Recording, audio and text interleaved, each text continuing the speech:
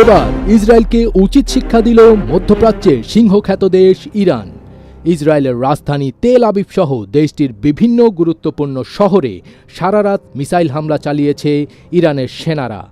এই মিসাইলগুলোর মধ্যে ছিল হাইপারসনিক মিসাইলও, যার আঘাত প্রায় অপ্রতিরোধ্য। এই হামলার কারণে ইসরায়েলের বিভিন্ন শহরের বাসিন্দারা বাংকারে লুকিয়ে পড়েন এবং কেউ কেউ আতঙ্কিত হয়ে রাস্তায় দৌড়তে থাকেন। এই সময় সেখানে এক ভীতিকর পরিস্থিতির সৃষ্টি হয়। দি টাইমস অফ ইসরায়েল বাংলাদেশ সময় সোমবার রাত 1:45টার দিকে জানায়, ইরান নতুন করে মিসাইল ছুড়েছে। এতে করে দক্ষিণাঞ্চলে সাইরেন বাজছে, জনগণ আতঙ্কিত হয়ে বাংকারে লুকাচ্ছেন। অন্যদিকে পারস্য উপসাগরে মার্কিন বিমানবাহী রণতরী ইউএসএস আব্রাহাম লিঙ্কনে ক্ষেপণাস্ত্র হামলার দাবি করেছে ইরানের রেভলিউশনারি গার্ডস। তবে একজন মার্কিন কর্মকর্তা আল জাজিরাকে জানিয়েছেন, ইরানের ক্ষেপণাস্ত্র হামলা আব্রাহাম লিঙ্কনকে আঘাত করেনি এবং রণতরীটি স্বাভাবিক কার্যক্রম চালিয়ে যাচ্ছে। যদিও এর পক্ষে কোনো প্রমাণ দেখাতে পারেননি তিনি।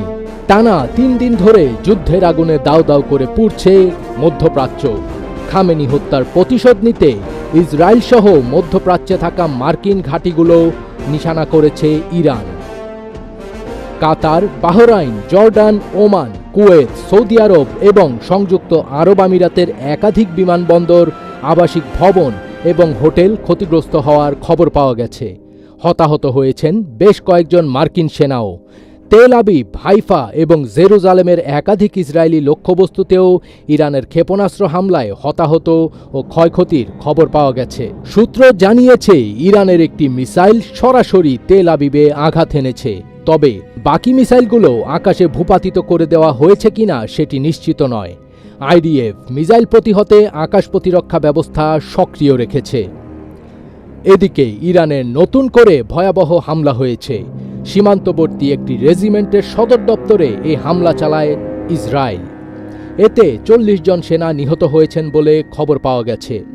এরপরই ভয়াবহ হামলা শুরু করেছে ইরানও। অন্যদিকে ইরানের সর্বোচ্চ নেতা খামেনির মৃত্যুর ভয়াবহ প্রতিশোধ নেয়ার ঘোষণা দিয়েছে ইরান। এরই মধ্যে মসজিদে জামকারানে লাল পতাকা উত্তোলন করা হয়েছে। এর অর্থ হল ইরান প্রতিশোধ নেবে, নেতা হত্যার রক্তের বদলা চান ইরানের জনতা।